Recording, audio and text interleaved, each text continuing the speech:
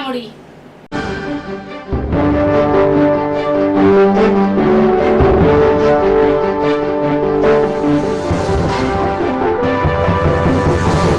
कचरा हस्तांतरण स्थानकाला ठिकठिकाणी स्थानिकांचा विरोध असल्याने ठाणे महापालिकेच्या घनकचरा विभागाला कचऱ्याच्या समस्येवर मात करण्यास अपयश आले।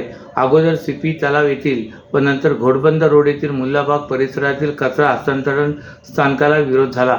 महापालिकेने 3 ठिकाणी तात्पुरता कचरा टाकण्यास सुरुवात केली, मात्र तेथील रहिवासी विरोध करतील या भीतीने नावे जाहीर केलेली नाहीत। ठाण्याच्या घोडबंदर परिसरातील मुल्लाबाग परिसरात महापालिकेने कचरा हस्तांतरण केंद्र तयार करण्याचा प्रयत्न केला होता, मात्र शिवसेनेच्या शिंदे गटाने व भाजपचे ठाणेचे उपाध्यक्ष रमेश आंबरे व पदाधिकारी तसेच स्थानिक रहिवाशांनी त्याला विरोध दर्शवल्यानंतर सदर परिसरात काही वेळ तणावाचे वातावरण निर्माण झाले होते। मात्र काल ठाणे लोकसभेचे खासदार नरेश म्हस्के यांनी या ठिकाणी जाऊन या कचरा हस्तांतरण केंद्राची पाहणी केली। यावेळी घनकचरा विभागाचे उपायुक्त मनीष जोशी, आरोग्य विभागाचे राणी शिंदे आदी महापालिकेचे अधिकारी उपस्थित होते।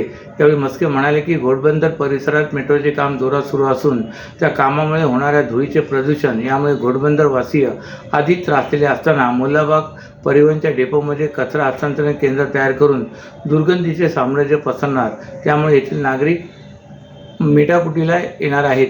त्यामुळे येथील कचरा हस्तांतरण केंद्र बंद करून दुसऱ्या ठिकाणी सुरू करावे असा निर्णय यावेळी घेण्यात आला आहे। केंद्र सरकारने सर्वसामान्य ग्राहकांना मोठा झटका देत LPG सिलेंडरच्या किमती वाढवण्याची घोषणा केली।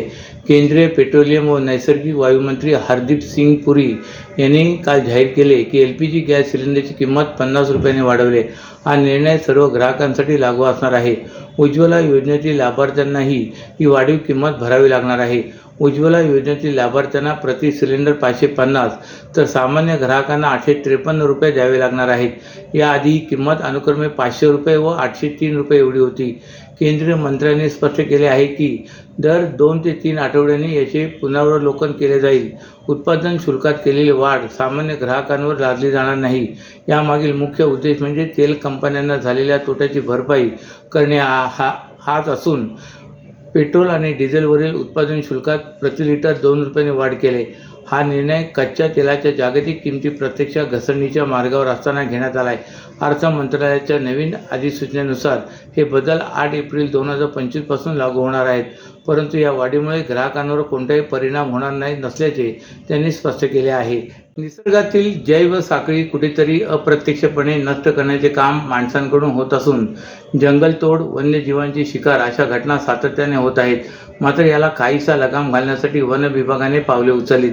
येऊरमधील संजय गांधी राष्ट्रीय उद्यानात वन विभाग 30 आधुनिक ट्रॅप कॅमेरे बसवणार असून जंगलात कोणते वन्य प्राणी आहेत याची माहिती समजणार आहे, परंतु याबरोबर जंगलातील अवैध हालचालीवर नजर ठेवण्यासाठी कॅमेरे मदतगार ठरणार आहेत। ठाणे आणि मुंबई शहराचे हृदय म्हणून संजय गांधी राष्ट्रीय उद्यान ओळखले जाते।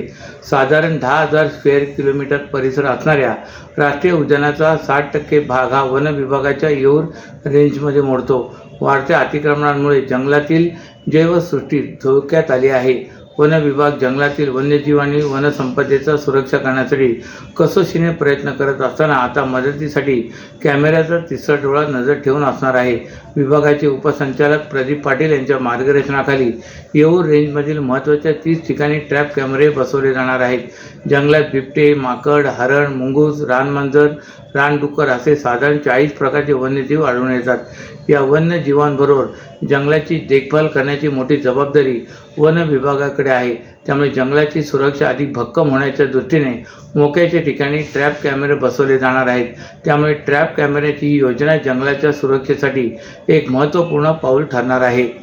महाराष्ट्रातील भगिनींना आधार देणारी राज्य शासनाची मुख्यमंत्री माझी लाडकी बहीण योजना। या योजनेअंतर्गत अल्प उत्पन्न गटातील 21 ते 65 वयोगटाच्या भगिनींना मिळणार दरमहा 1500 रुपयाची मदत। अर्ज करण्यासाठी 31 ऑगस्ट 2024 पर्यंत मुदतवाढ। कुटुंबाचं वार्षिक उत्पन्न 2.5 लाख रुपयांपेक्षा कमी असलेल्या महिला पात्र। कुटुंबाकडे पिवळं किंवा केशरी रेशन कार्ड असल्यास उत्पन्नाचा दाखला आवश्यक नाही। पांढरं रेशन कार्ड असेल किंवा रेशन कार्ड नसेल तर कुटुंबाचं वार्षिक उत्पन्न 2.5 लाखांपेक्षा कमी असल्याचा दाखला आवश्यक। योजनेसाठीचा ऑनलाईन अर्ज नारी शक्ती दूत ॲपवरून किंवा पोर्टलवर भरता येईल। ज्या भगिनींना ऑनलाईन अर्ज भरता येत नसेल त्यांच्यासाठी अंगणवाडी, ग्रामपंचायत, वॉर्ड ऑफिस, सेतू सुविधा केंद्रामध्ये किंवा आशाताई बचत गटाच्या CRP यांची मदत उपलब्ध. आता आपल्याला अभिमानानं म्हणता येईल, सुखी आणि सुरक्षित आहे माझी लाडकी बहीण. शहराच्या मध्यवर्ती ठिकाणी असलेल्या राम गणेश गडकरी रंगायतन नाट्यगृहाच्या शुभारंभासाठी 15 मे ही तारीख ठरवण्यात आली होती. खासदार नरेश म्हस्के यांनी आज नाट्य कलावंतांसह या नाट्यगृहाची पाहणी केली. यावेळी प्रशासकीय अधिकारी देखील उपस्थित होते. या पाहणीनंतर नाट्यगृह 15 मे पर्यंत रसिकांसाठी सुरू करण्याचे संकेत देण्यात आले. दरम्यान नाट्यगृहाचं काम बरेचसे अपूर्ण अवस्थेत असल्यामुळे हा मुहूर्त साधला जाईल का याविषयी प्रश्नचिन्ह निर्माण झाले. ठाणे शहराच्या मध्यवर्ती भागात राम गणेश गडकरी रंगायतन नाट्यगृह आहे. हे ठिकाणी शहराचे सांस्कृतिक केंद्रबिंदू म्हणून ओळखले जाते. 1980 मध्ये या नाट्यगृहाची उभारणी करण्यात आली असून नाट्यगृहाचे बांधकाम जुने झाले होते. काही वर्षापूर्वी गडकरी रंगायतन नाट्यगृहाची डागडुजी करण्यात आली होती. त्यावेळेस नाट्यगृहातील खुर्च्या बदलणे, बैठक कक्ष नूतनीकरण अशी कोणतीच कामे करण्यात आली नव्हती. त्यामुळे ऑक्टोबर 2024 पासून नाट्यगृहाच्या दुरुस्तीचे काम पालिकेने पुन्हा हाती घेतले असून या कामामुळे नाट्यगृह कार्यक्रमासाठी बंद आहे. त्यावेळी हे काम 3 महिन्यात पूर्ण होऊन नाट्यगृह रसिकांसाठी खुले करण्यात येईल असे पालिकेकडून सांगण्यात आले होते. परंतु प्रत्यक्षात 6 महिने उलटले असले तरी अद्याप या नाट्यगृहाचे काम पूर्ण झालेले नाही. ठाणे लोकसभा मतदारसंघाचे खासदार नरेश म्हस्के यांनी आज या नाट्यगृहाच्या कामाची पाहणी केली. यावेळी नाट्य दिग्दर्शक विजू माने, नाट्य निर्माते प्रसाद कांबळी आणि अन्य कलाकार उपस्थित होते. खासदार म्हस्के यांनी जवळपास 2 तास कामाची पाहणी करून पालिका अधिकाऱ्यांकडून कामाची माहिती घेतली, तर काही सूचना देखील त्यांनी दिल्या आहेत. क्षय निर्मूलनासाठी ठाणे महापालिका करीत असलेल्या प्रयत्नामुळे ठाणे महापालिकेचा राज्यात 4थ्या क्रमांकावर आहे. ठाणे शहर 100% क्षयरोग मुक्त करण्यासाठी प्रभाग समिती निहाय नागरिकांची काटेकोरपणे तपासणी करावी. यासाठी क्षयरोग विभागाला अतिरिक्त मनुष्यबळ उपलब्ध करून देण्याच्या सूचना खासदार नरेश म्हस्के यांनी प्रशासनाला दिल्यात. क्षयरोग मुक्त मूल्यांकनात ठाणे शहर 4थ्या क्रमांकावर असल्याबाबत खासदारांनी महापालिका आयुक्त सौरभ राव यांच्यासह क्षयरोग विभागातील सर्व अधिकारी कर्मचारी यांचे अभिनंदन केले. राष्ट्रीय दूरीकरण कार्यक्रमाअंतर्गत जागतिक आरोग्य दिनाचे औचित्य साधून राष्ट्रीय क्षयरोग निर्मूलन कार्यक्रम क्षयरोग विभाग गौरव पुरस्कार सोहळ्याचे आयोजन कैलासवासी नरेंद्र बल्लाळ सभागृहात आयोजित करण्यात आले होते. यावेळी अतिरिक्त आयुक्त प्रशांत रोडे, उपायुक्त उमेश बिरारी, छत्रपती शिवाजी महाराज रुग्णालयाचे वैद्यकीय अधीक्षक डॉक्टर राकेश बारोड, वैद्यकीय आरोग्य अधिकारी डॉक्टर चेतना नितील, क्षयरोग तज्ज्ञ व शहर क्षयरोग अधिकारी डॉक्टर प्रसाद पाटील यांच्यासह आरोग्य विभागाचे सर्व कर्मचारी उपस्थित होते. क्षयरोग निर्मूलनासाठी ठाणे महापालिकेच्या क्षयरोग विभागाचे सर्व डॉक्टर, परिचारिका व कर्मचारी हे आपला जीव धोक्यात घालून आत्मीयतेने काम करीत आहेत. महापालिका दप्तरी नोंद असलेल्या क्षय रुग्णांच्या घरी भेटी देऊन संबंधित रुग्णांना आवश्यक उपचाराबाबत मार्गदर्शन करीत आहेत. या सर्वांच्या प्रयत्नामुळे क्षयरोगाबाबत राज्य शासनाकडून करण्यात आलेल्या मूल्यांकनात विविध महानगरपालिका आणि जिल्ह्यातील क्षयरोग विभागामध्ये ठाणे महापालिकेने 4था क्रमांक प्राप्त केल्याबद्दल खासदार म्हस्के यांनी क्षयरोग विभागातील सर्व कर्मचाऱ्यांचे कौतुक केले. क्षयरोग विभागात काम करणाऱ्या कर्मचाऱ्यांना प्रशासनाकडून मानधन मिळत असते, पण हे कर्मचारी जीव धोक्यात घालून काम करीत असल्यामुळे त्यांना अतिरिक्त 15,000 मानधन देणारी ठाणे ही देशातील एकमेव महापालिका असल्याचे त्यांनी यावेळी नमूद केले.